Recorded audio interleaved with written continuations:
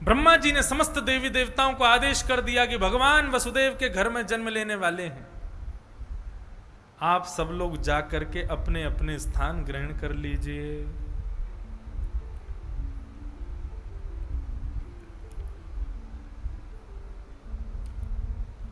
इस प्रकार सब लीलाएं चल रही थीं। सूरसेन मंडल के राजा हैं राजा सूरसेन, और सूरसेन राजा के पुत्र का नाम है वसुदेव। मथुरा मंडल के राजा हैं उग्रसेन, उग्रसेन के बेटा हैं कंस, और उग्रसेन के भाई देवक, उनकी बेटी हैं देवकी। तो उग्रसेन के भाई देवक की बेटी देवकी का विवाह सूरसेन मंडल के राजा के पुत्र यानी कि वसुदेव जी के साथ में हुआ। कंस बहन के ब्याह में रो रहा है। उसका नाम क्या है? कंस। कम सम, कम सुखम, कम शांतिम यासा कंस। जिसने किसको सुख दिया? कम सुखम, किसको सुख दिया? कंस। कम शांतिम, किसको शांति दी कंस ने? किसको आनंद दिया कंस ने? किसी को नहीं, इसीलिए नाम उसका कंस है। भगवान के संपूर्ण अवतारों में दो ऐसे राक्षस हुए जिनके भय से देवता भी कांपते थे। एक तो कंस, कंस के पास में परशुराम जी के द्वारा दिया गया जो धनुष है, शिव धनुष, वो उसके बल पर देवताओं की भी महाराज हालत खराब करके रखता है, ऐसा वर्णन भागवत में ही है। ऐसे हुआ रावण। तीनों लोकों में जिसके भय से रो करके देवता भागते हैं उसका नाम है रावण। ऐसे ही रावण हुआ, ऐसे ही कंस है। तो जब कंस अपनी बहन की विदाई में रो रहा था तब आकाश मार्ग से देवता बोले, ये कंस रो रहा है? बोले हाँ रो रहा है। कैसे? इसको इतना हृदय कहां से मिल गया कि ये रोने लग गया? बोले और सब तो छोड़ो, इससे बड़ी आश्चर्य की बात, अपनी बहन को विदा कर रहा है, स्वयं रथ चला करके जा रहा है।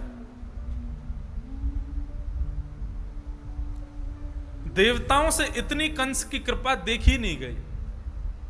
मन ही मन विचार करने लगे, बोले भैया कंस कहीं सुधर तो नहीं रहा?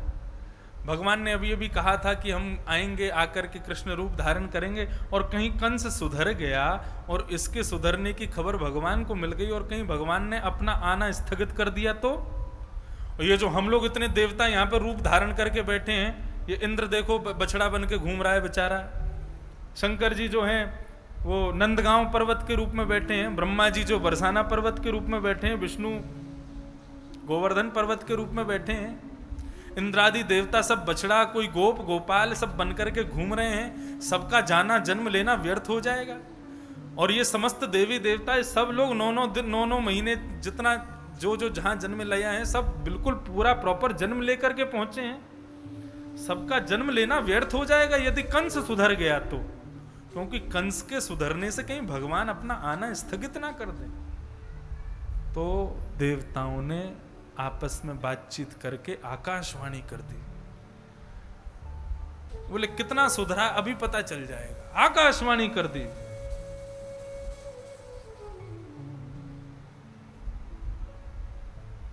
हे कंस, तुम जिस अपनी बहन को विदा करने के लिए जा रहे हो, उसी बहन का अष्टम गर्भ तुम्हारा काल होगा। देवकी का अष्टम गर्भ काल होगा। देवताओं की आकाशवाणी सुनकर के कंस रौद्र रूप में आ गया, रथ को एक किनारे लगा दिया। भयभीत देवकी और वसुदेव बैठे हैं। तुरंत अपनी तलवार निकाल ली है और निकाल करके देवकी के केश पकड़े। जैसे ही मारने को आतुर हुआ, वसुदेव जी ने हाथ जोड़ दिए, बोले कंस ऐसा मत करो, इसको मारने से तुम्हारा कुछ नहीं होगा। क्योंकि मृत्यु तो जन्म लेने वाले की होती ही है। तुम यदि ये सोच रहे हो कि इसको मारने से तुम्हारी मृत्यु रुक जाएगी, तो मृत्यु वही प्राणी नाम ध्रुव, सबसे बड़ा अकाट्य सत्य है मृत्यु। तुमने जन्म लिया है इसीलिए तुम खड़े हो, तो मृत्यु तो तुम्हारी होगी, लेकिन देवकी को मारने से तुम्हारी मृत्यु टल जाएगी, ऐसा नहीं होगा। अगर देवकी का वध कर दोगे अष्टम गर्भ से बचने के लिए और तुम्हारी मृत्यु टल जाएगी, तो क्या पता इससे भी ज्यादा भयावह मृत्यु तुम्हारी होगी। मृत्यु तो होगी। उपस्थित मृत्यु को रोकना मेरा धर्म है, इसलिए मैं तुमसे प्रार्थना करता हूं देवकी को मत मारो। इनके जितने भी बालक होंगे मैं सब तुमको देता जाऊंगा, ये मैं वचन देता हूं। श्री वसुदेव जी महाराज कंस से कह रहे हैं, निहास्यास्ते भयं सौम्य यद्वागाः शरीरिणी पुत्रान् संपरयिष्येष्यात् यत्ते भयमुत्थितम्। जितने भी बालक जन्म लेंगे मैं सब तुमको प्रदान करता जाऊंगा। क्या सारे बालक वसुदेव जी ने कंस को दिए थे? हाँ या ना? जितने भी बालक देवकी के हुए क्या सारे बालक कंस को दिए गए थे? नहीं। तो फिर भगवान के पिताजी होके झूठ क्यों बोल रहे हैं? यहाँ पे कह रहे हैं कि मैं सारे बालक आपको देता जाऊंगा। इसलिए झूठ नहीं बोल रहे क्योंकि वो संस्कृत में बोल रहे हैं। ऐसा नहीं है कि कंस को संस्कृत नहीं आती थी, लेकिन संस्कृत का एक स्वरूप है कि आप पूरा छंद बोलो, पूरा श्लोक बोलो, उसमें 9 शब्द प्रारंभ में यदि आ जाए और उसका अर्थ आप किसी भी प्रकार से करना चाहो और पूरे अर्थ को आप 9 के भाव से यदि करेंगे तो वो हो जाएगा कि नहीं होगा ऐसा। इस प्रकार से उसका उत्तर प्रत्युत्तर प्रकट हो जाएगा। अब यहां पर श्री वसुदेव जी महाराज कह रहे हैं, न्यहास्यते भयम सौम्य यद बागा हा शरीर न। मैं तुमको सारे बच्चे दूंगा, जितने भी होंगे सब दूंगा, लेकिन 9 शब्द को पहले दे दिया। इसका मतलब वो क्या कहना चाह रहे हैं? बोले भयामुत्थितम, जिससे तुमको भय है, जिससे तुम डर रहे हो, उसको न तुमको नहीं दूंगा। सारे बच्चे दूंगा, लेकिन जिससे तुम भयभीत हो वो तुमको नहीं दूंगा। अब कंस ने 9 शब्द नहीं सुना, बाकी सुन लिया कि सारे बच्चे देंगे। लेकिन यहां पर वसुदेव जी अर्थ तो ऐसा लगा रहे थे सब बच्चे देंगे, लेकिन जिससे तुमको भय मतलब अष्टम गर्भ वही तुमको नहीं मिलेगा, बाकी सब मिलेंगे। कंस ने इस बात को सुनकर के वसुदेव देवकी को मुक्त कर दिया। बोले जय हो वसुदेव जी, आपकी वाणी पर मुझको पूर्ण विश्वास है, मुझे आप झूठ नहीं बोल सकते। आप दोनों को मैं क्षमा करता हूं, अब आप मुक्त होकर के खूब घूमिए। वसुदेव जी के यहां प्रथम बालक ने जन्म लिया। जन्म लेते ही वसुदेव जी उस बालक को लेकर के कंस के पास पहुंचे तो कंस के भीतर फिर से दया प्रकट हो गई। बोले मेरा पहला भांजा है, इसको मैं कैसे मार सकता हूं? इसकी मृत्यु मेरे हाथों कैसे हो सकती है? मेरा काल तो अष्टम गर्भ है, आप केवल 8वां बालक मुझको दीजिएगा, बाकी के सब अपने पास रख लो, मैं छूट देता हूं, मैं दया करता हूं आप पर।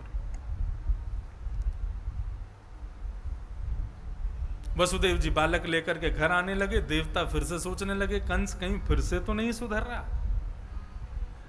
तब नारद जी महाराज को भेजा। नारद जी महाराज ने आकर के कहा, बोले अरे कंस ये तुमने क्या किया?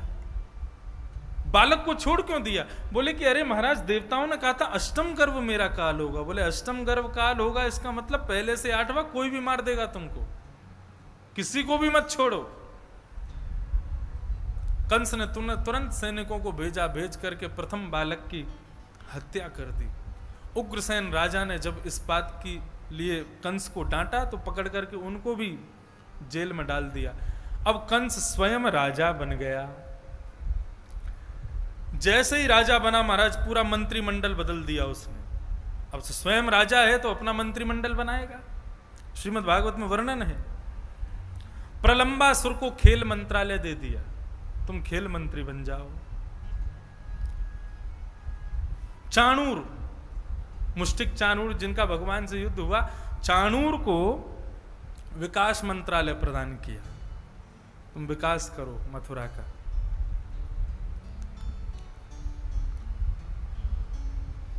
तृणावर्त को उड्डयन मंत्रालय प्रदान किया, तुम उड़ते ही रहते हो, तुम उड्डयन मंत्रालय संभालो। मुष्टिक को विदेश मंत्रालय दे दिया, विदेश में जा जाकर के दिग्विजय करने के लिए बड़े बड़े महावीर सूरपतियों को लेकर के मेरे पास लेकर के आना। अरिष्टासुर को स्वास्थ्य मंत्रालय प्रदान किया, पूतना को बाल विकास मंत्रालय और महिलाओं का मंत्रालय प्रदान किया। धेनुकासुर को वन विभाग दे दिया। इस प्रकार कंस ने अपने समस्त राक्षस दैत्यों के समस्त मंत्रिमंडल को बांट दिया। अब पूरे ब्रजमंडल क्या, पूरे पूरे नगर पर कंस का राज्य है।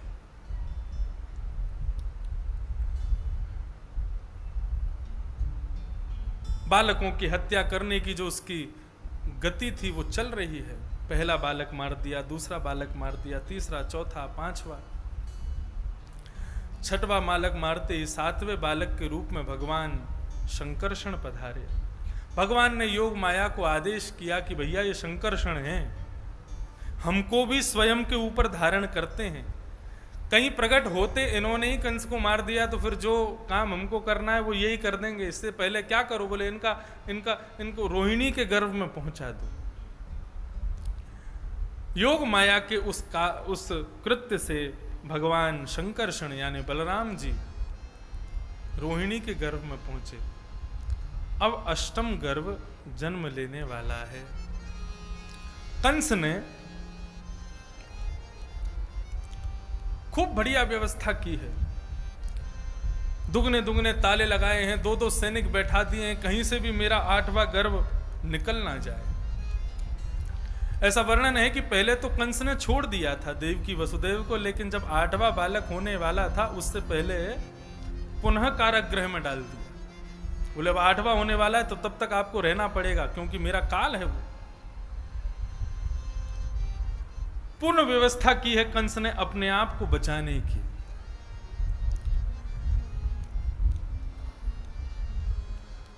आठवां गर्भ जब आया तब कंस के मन में पुनः इच्छा प्रकट हुई कि आठवां गर्भ कहीं जन्म लेते ही अंतर्ध्यान ना हो जाए, अंतर्ध्यान होके मेरी मृत्यु ना कर दे। पुनः देवकी को मारने की इच्छा प्रकट हुई, या किसी ने कहा कंस से जाकर के, तो कंस के मन में यह भावना प्रकट हुई कि नहीं, मैं ऐसा नहीं कर सकता। उस समय कंस के जो भाव हैं वो सुनने योग्य बात है। क्या कह रहा है कंस? स एष जीवन खलु संपरेतो वर्ते योत्यननं शशंसितेन देहे मृते तम मनुजा सपन्ति गंता तमोन्धम तनुमानिनो ध्रुवम। कंस कहता है स्त्री को मारना नहीं चाहिए, स्त्रियाः सर्व गुरु मर्त्या वधोयम। पहली बात तो स्त्री को मारना ही नहीं चाहिए, और स्त्री भी अपनी बहन हो और बहन भी गर्भवती हो, ऐसा पाप कभी नहीं करना चाहिए, कंस कहता है। और ऐसा जो व्यक्ति करता है, बोले देहे मृते तन मनुजा सपंती, उसके मरने के बाद मानव उसको श्राप देते हैं, बोले तेरे जैसा बालक दोबारा कभी जन्म नहीं लेना चाहिए। गंता तमोन्धम तनुमानिनो ध्रुवम। ये अकाट्य सत्य है कि इस प्रकार से माता बहनों पर हाथ उठा करके अपने बल का प्रदर्शन करने वाला व्यक्ति वो जब मरता है तो लोग शाप देते हैं कि तेरे जैसा फिर दोबारा कभी राक्षस जन्म ना ले। कंस के हृदय में ये भाव प्रकट हुआ, बोले नहीं, मैं देवकी को नहीं मारूंगा।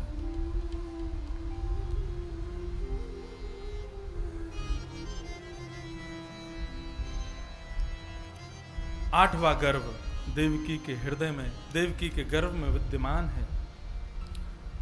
भादो मास चल रहा है, कृष्ण पक्ष है, रोहिणी नक्षत्र है, रात्रि के 12 बजे हैं, मंदम मंदम जलधारा बह रही है, सब लोग सोए हैं, जितने भी लोग मथुरा में विद्यमान हैं सब सोए हैं। जब ज्ञान का प्रादुर्भाव होता है तो उस ज्ञान की प्राप्ति के जो लोग अधिकारी नहीं हैं वो ज्ञान के प्रवाह के समय सो ही जाते हैं। कथा होती है 4 घंटे, ज्ञान का प्रादुर्भाव रहता है 4 घंटे के लिए, लेकिन जो उस समय उस कथा के अधिकारी नहीं हैं, या तो सोने का मतलब केवल नींद आ जाना ही सोना नहीं होता है। कई बार हम लोग अपने विद्यार्थी रूप में अपने गुरुदेव से पढ़ रहे होते हैं, लेकिन कई एक विशेष बात वो बता जाते हैं, लेकिन हम सुन नहीं पाते, समझ नहीं पाते। क्यों? उस समय हमारा मन कहीं विचलित हो जाता है, हम सो जाते हैं। ज्ञान का ये स्वरूप है, वो जिसके हृदय में प्रविष्ट नहीं होना चाहता उसके हृदय को फिर उस समय सुलाई देता है। इसलिए कहते हैं सावधान तय सुनो, जब कथा सुनो तो बिल्कुल सावधानी से सुनो, कहीं तुम्हारा हृदय सो ना जाए। यहां कृष्ण का प्रादुर्भाव हो रहा है, लेकिन पूरी मथुरा नगरी सोई है, क्योंकि सब अज्ञानी है, कोई भी अधिकारी नहीं है उनके दर्शन का, इसलिए सब सोए। रात्रि के 12 बजे एक दिव्य प्रकाश प्रकट हुआ और देवकी मैया के गर्भ से शंख चक्र गदा पद्मधारी श्रीमन नारायण भगवान श्री कृष्ण के रूप में पधारे हैं। बोलो बाल कृष्ण लाल की जय। देवताओं ने भगवान की स्तुति गाई है।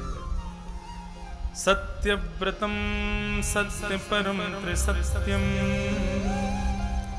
सत्यस्य योनिं निहितं च सत्ये सत्यस्य सत्यमृत सत्यनेत्रम् सत्यात्मकं त्वां शरणं प्रपन्नाः। 9 बार सत्य कहा। 9 परिपूर्ण अंक है, 9 से बड़ा कोई अंक नहीं होता। 1 बार सत्य कहे, 2 बार सत्य कहे, 3 बार तो मतलब वो अटल हो जाता है, लेकिन यहां 9 बार सत्य कहा। बोले अंकों में भी जो सबसे बड़ा अंक 9 है, हम उतनी बार सत्य कहते हैं प्रभु आपके बाद कोई है ही नहीं, आप ही परम सत्य हो। 9 बार सत्य कह करके देवताओं ने भगवान को प्रणाम किया और भगवान की मंगलमयी स्तुति गाई है। मैंने जब स्तुति प्रकरण पर कथा की थी, यहाँ बगल में भागवत निवास है, वहां ब्रह्म मुहूर्त में कथा हुई, तो स्तुति प्रकरणों पर जब कथा की तो ये देव स्तुति पर भी कथा की थी, जहां पर देवताओं ने भगवान की मंगलमयी, इसको गर्भगत कृष्ण स्तुति कहते हैं। भगवान अभी गर्भ में ही विद्यमान है, अभी प्रकट पूर्ण रूपेण हुए नहीं है, तब देवता स्तुति करते हैं भगवान की। गर्भगत कृष्ण स्तुति। यन्येर्विन्दाक्ष विमुक्तमानिनः स्वय्यस्तभावाद् विशुद्ध बुद्ध्या आरुह्य कृच्छेण परम पदम ततं पत्यन्त्यधूना दृष्टयुद्धमद्गृहम्। देवता स्तुति गाते हुए कहते हैं, हे भगवान, हे प्रभु, आपके चरणार विंद जो हैं ये हमारे लिए एक नौका के समान है। आप ही हमारे लिए, नौका भी नहीं कहा, जहाज के समान है। आप प्रादुर्भाव होकर के निश्चित ही संसार में जन्म लेने वाले समस्त भक्तों के लिए जहाज के समान होंगे, जो संसार रूपी इस भवाटवी से, भवसागर से उन सबको पार कर देंगे।